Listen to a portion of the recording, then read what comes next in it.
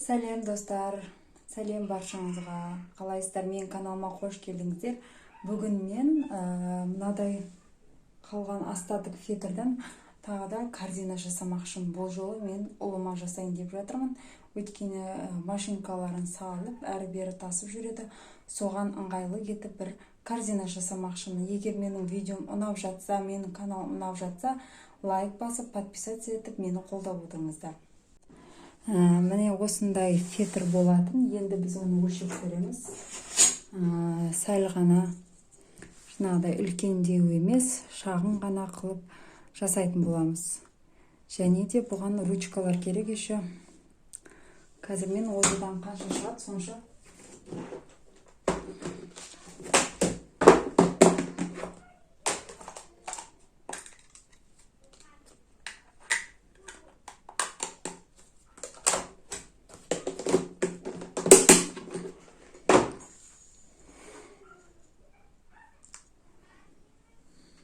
Где-то 18 сантиметрден мен өлшеп аламын. Айналдырып 18 сантиметрден өлшеп аламын.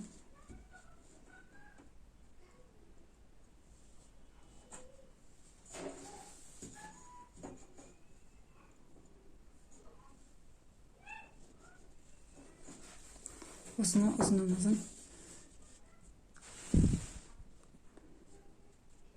сызып алатын боламыз.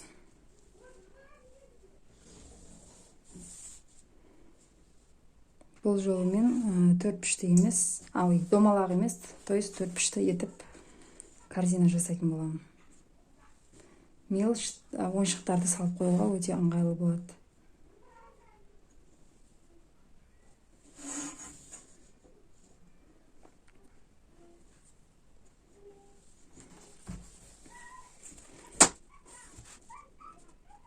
Ардап шама. Қисықтау екен, наумен алайын.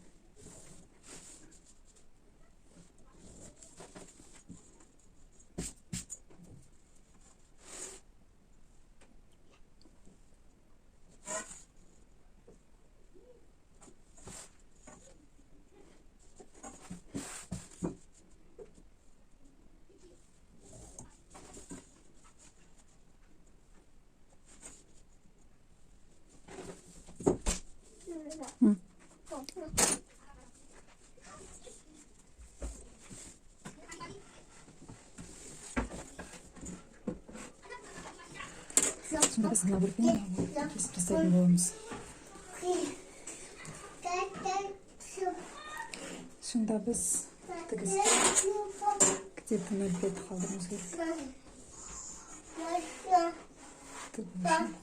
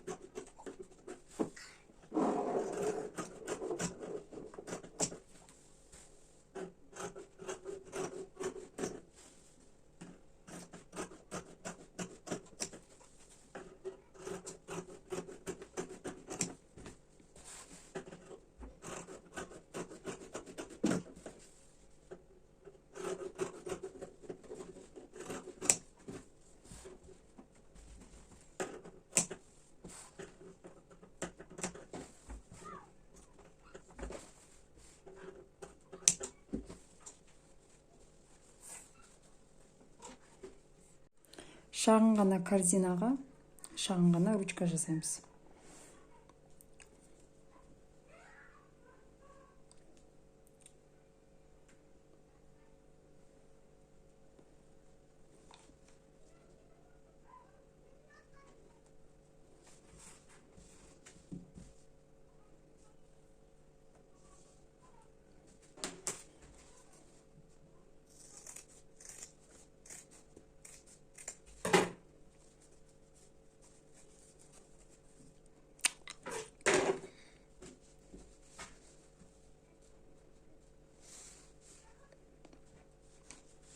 осылай екінші бөлігін де дайындап аламыз сразу.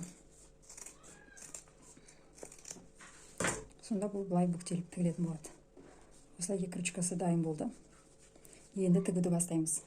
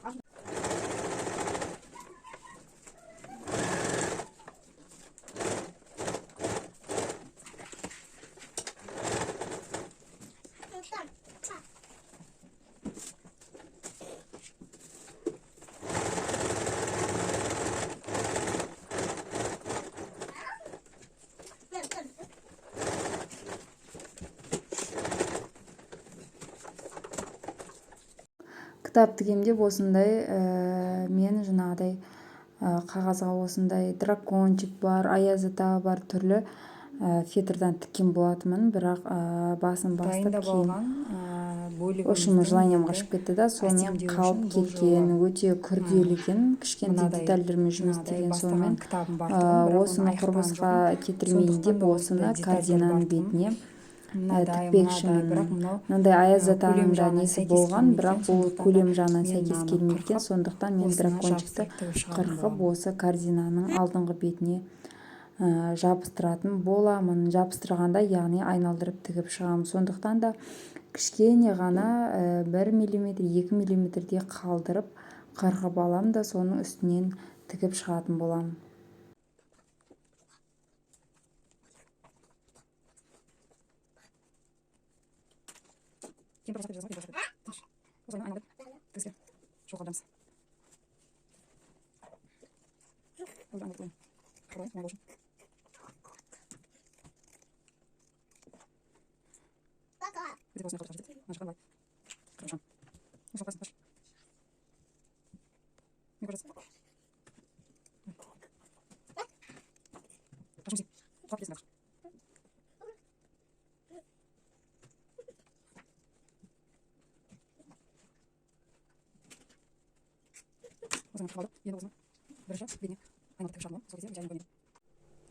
Осылай бірінші жаңағы алдыңғы жағына, алдыңғы бетіне осыны қойып тігіп алатын боламыз.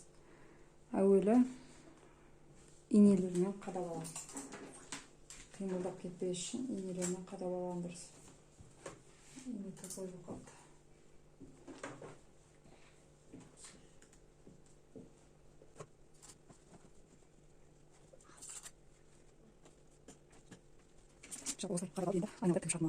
Жалпы мынау алдыңғы жағы, алдыңғы жағының бір боковойына осындай белгілеп алдым. Енді осыны айналдырып тігіп шығатын боламын.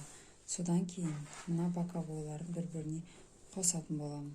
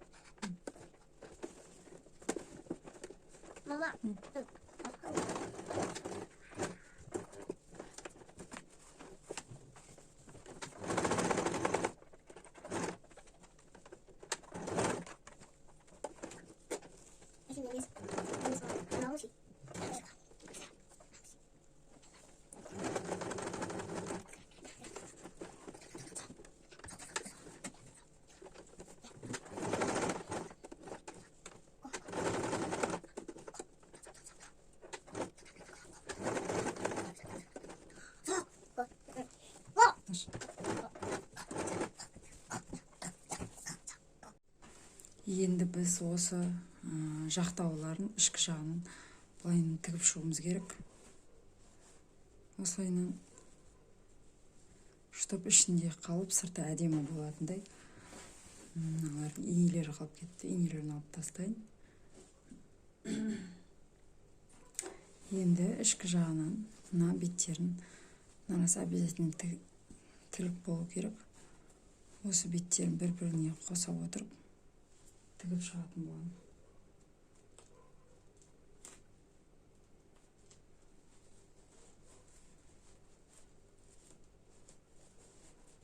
Осылай 4 бөлігін қосып алатын боламын.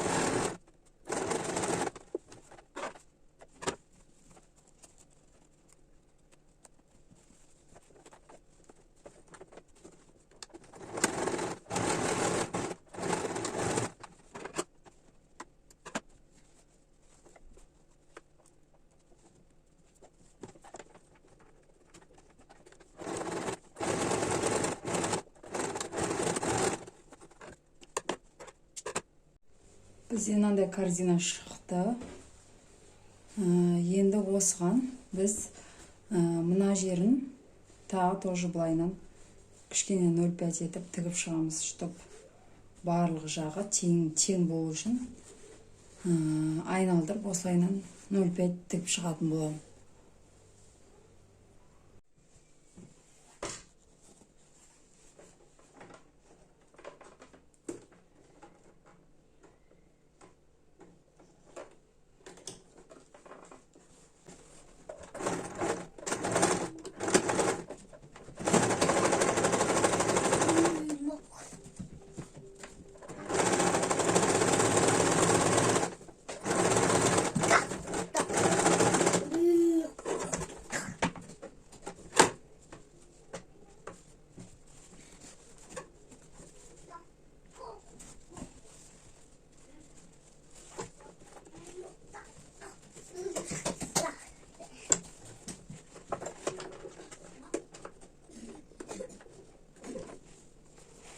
Сызғымен әдемі алуға керек.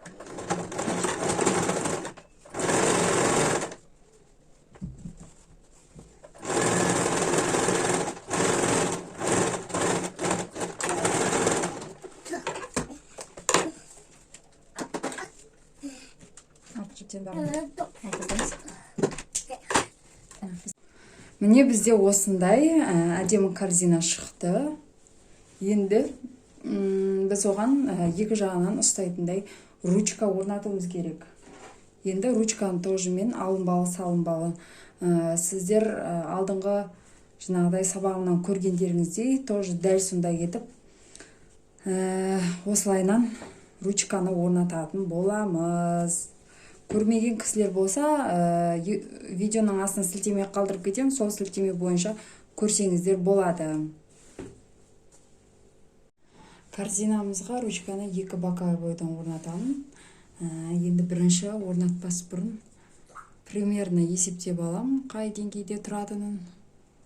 Осылайынан енді где-то так осындай и осындай.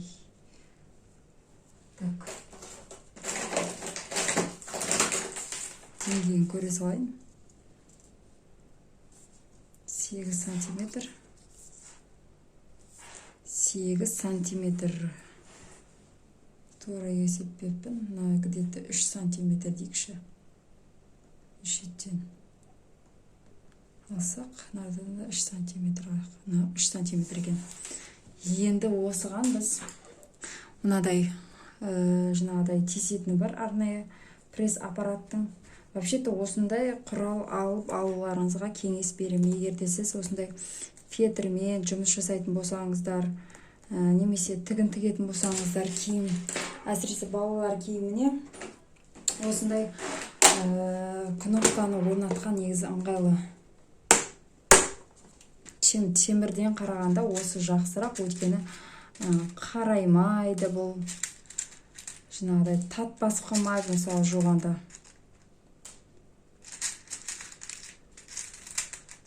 Так, бізге әуелі мынандай болып тұру керек. Мына жағы, демек мына жаққа 2.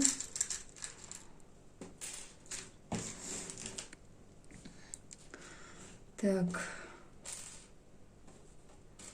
мынау 3 мына жағына, мына жағына.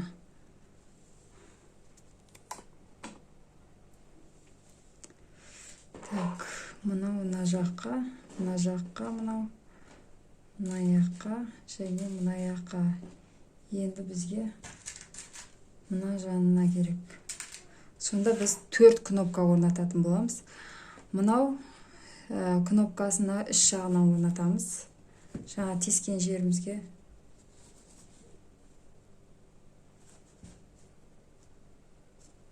Тесілген жеріміз қайда кетіп қалды?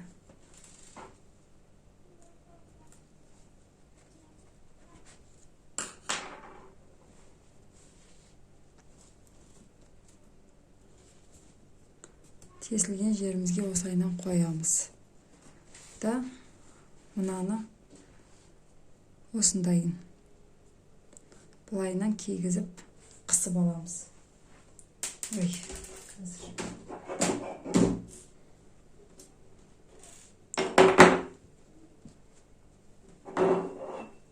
Енді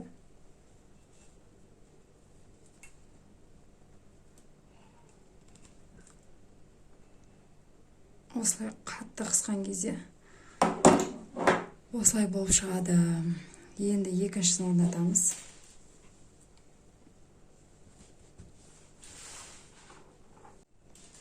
Екіншісінде мына жағын саламыз. Мына жағын.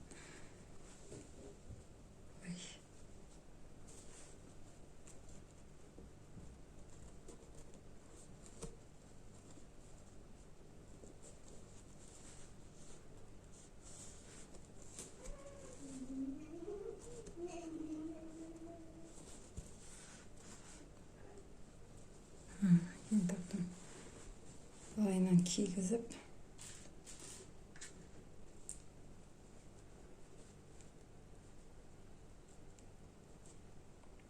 бұнда пресс аппараттың көмегімен қысып алатын боламыз.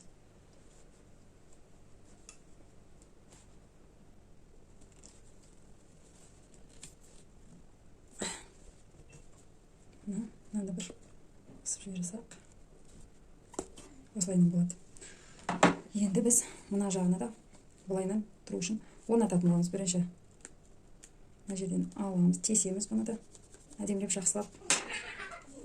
Мына жақтан кигіземіз.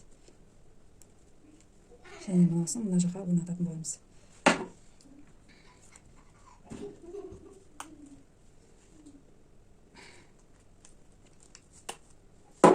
Енді салып тексеріп көреміз.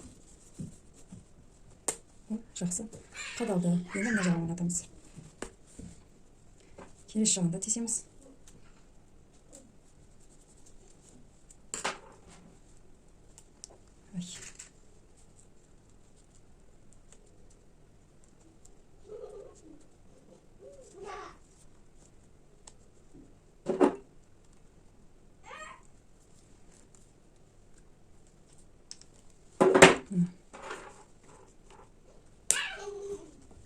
Мына өте әдемі көрінді.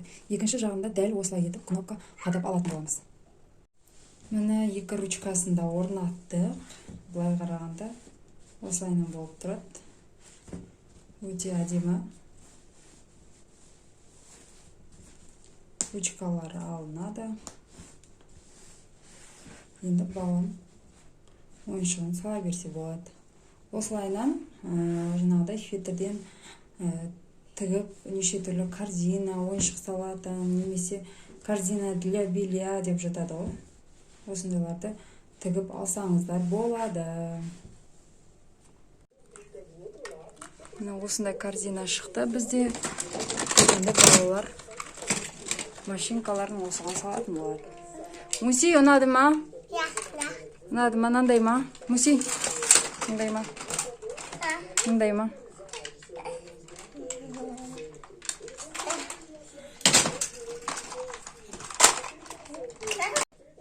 Міне осылай машинкаларын салып қойды. Балаларға өте ұнады. Жасаған бұйымдарым ұнап жатса, жалпы каналым қызықтырса, менің каналыма жазылып қолдап отырыңыздар.